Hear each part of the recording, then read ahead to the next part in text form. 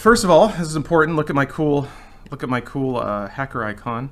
Now I can look like I feel to the world. At the end of the first game, they were gonna liquefy her brain to make I guess a vaccine or a cure or something like that. And he busted into the hospital, shot all the scientists, and rescued her. That was the ending of the game. You had to play as Joel saving Ellie because he couldn't bear to part with his new surrogate daughter again. It was a really cool, honestly, a really cool character moment, and read really well for his character.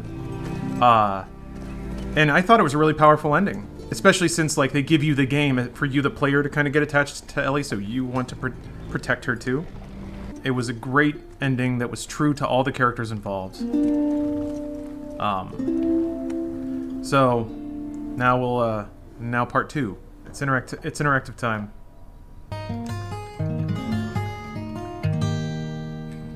So what do you think? Should be watching Bleach. Excuse me, Brave Limit. Swordgate.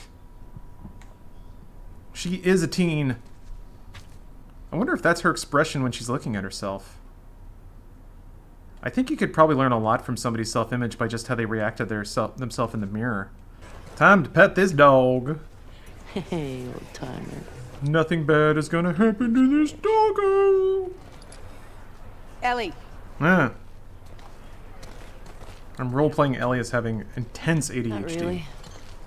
Yeah, the game just started, so I don't have an opinion on its quality. I mean, the production values are off the charts, You know what I love about you? which is mostly what I was looking forward to. Hey, So let me finish my sentences. I'm into it.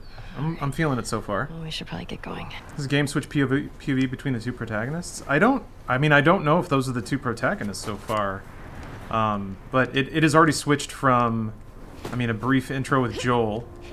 Ow. Brief intro with Joel, brief walkthrough with Ellie, and now I'm playing as Abby. So we got some real artwork.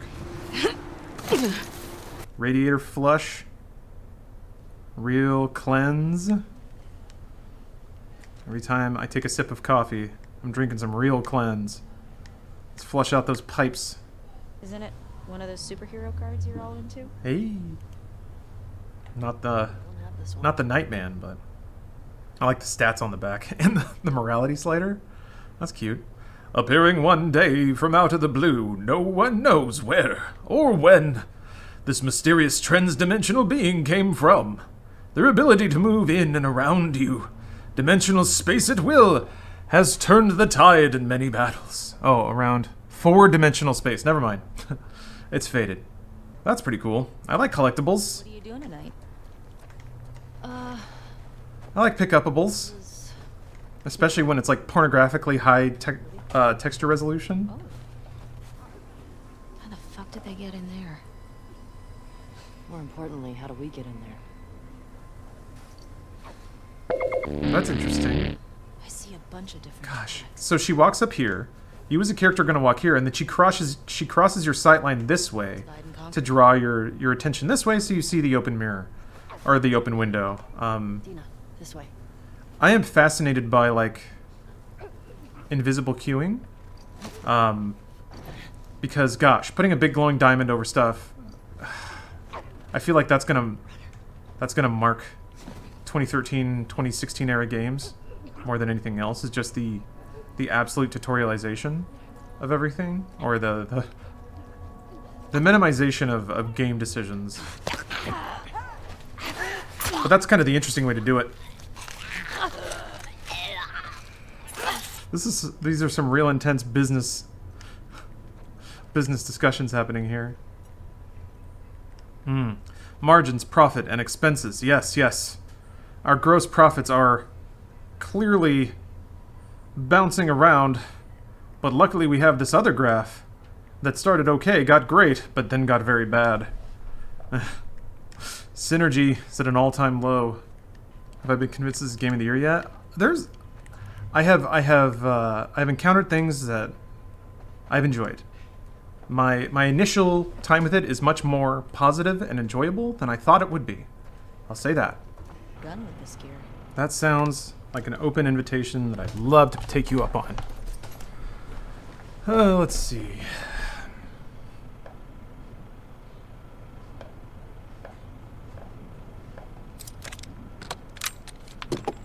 cool. It's actually gonna like visibly be different. Oh, okay. Neat.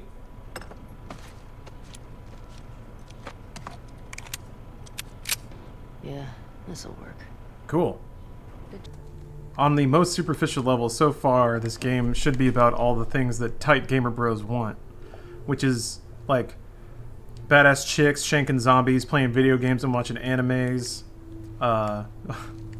mountains of dank weed. It's got some acting. He's got that videotape thing. Uh-oh. Dong of the Wolf. Oh. Smash Brandy's Cooch. Are these? It's porn. Is that a Crash Bandicoot Eugene. porn knockoff? Smash Brandy's Cooch? Whoa. So Uncharted 4 had that like Crash Bandicoot aside. I'm gonna float this. PlayStation Studios, if you're listening.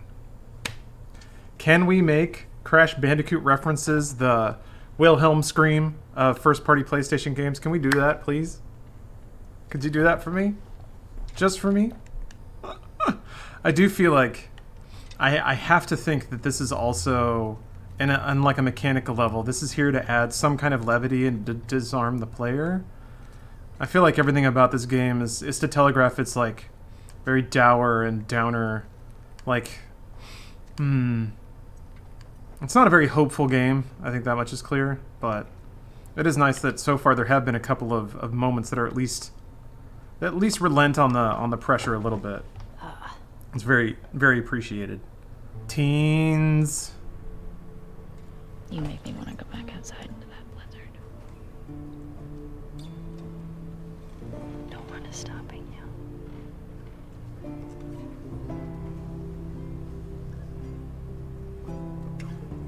This better be better than a 6.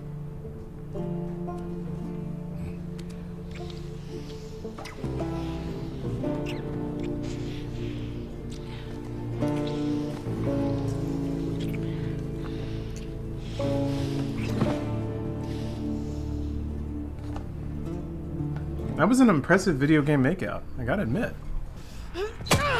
Fuck. Aw, man. Oh, of course she's gonna have to watch. Of course she is. Get her hand! Please stop! Please don't shoot! Joel, please get up! No!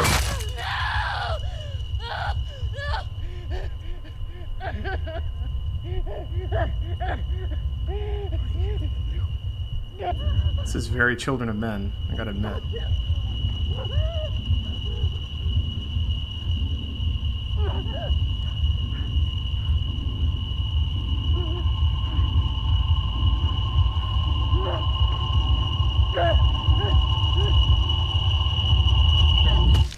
Ugh. That was well done. That was actually pretty well done. The end of Last of Us 1 did not lead you to believe that anyone had plat armor or that this was going to be a happy world filled with pleasant things. I'm still fairly convinced I will have issues at some point. I think the prologue is solid so far. Still think it's shock value? Yeah. I think that's valid. I think I'll hang out then. it's a tough call of like, Thanks. how explicit do you have to be? And that's a judgment call. Whew. I gotta admit, first-party devs have been able to do some amazing, amazing stuff with the PS4 hardware. But yeah, the grass draw distance is really, really good. You can kind of see the LOD if you really, really look for it, but man, does it look good. This is what I associated with the first game. Like big vistas, poking through drawers and houses, just the feeling like you're a ghost in a world that's moved on. For me, I think it's the unification of the human experience with the natural experience, which interestingly kind of in so many narratives requires humans to not even be around.